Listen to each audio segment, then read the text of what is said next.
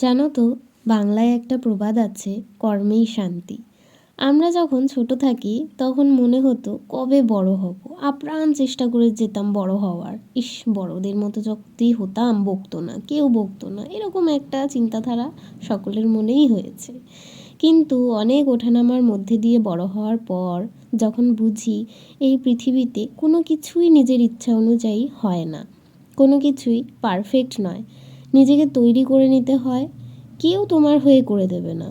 তাই নিজের জীবনের প্রতি কখনো আক্ষেপ রেখো না, নিজেকে ভালোবাসো, তবেই নিজের কর্মকেও তুমি ভালোবাসতে পারবে। নিজেকে ভালোবেসে, নিজেকে সৎ রেখে তুমি নিজের কর্মকে যত ভালোবাসবে, নিজেকে তোমার কাজে যত উৎসর্গ করে দেবে, তোমার আত্মতৃপ্তি ততই বাড়বে, মানুষের প্রতি ভালোবাসা তোমার ততই বাড়বে।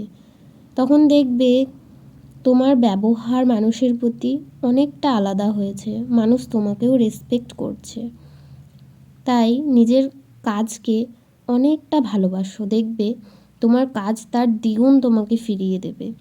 আজকের ভিডিওটা একটু অন্যরকম ছিল না, জানি। সবাই ভালো থেকো, সবাইকে ভালো রেখো, আর সবার ভালো চাইবে, কখনো কারোর ক্ষতিটা চেয়েও না, কারণ ভগবান বলে একজন আছে। কারোর ক্ষতি চাইলে, যে ক্ষতি চায় তার নিজেরও অনেক বড় ক্ষতিই হয়, কখনো ভালো হয় না। তাই ভালো মন্দের বিভেদটা সারা জীবন থাকবে, থেকে যাবে।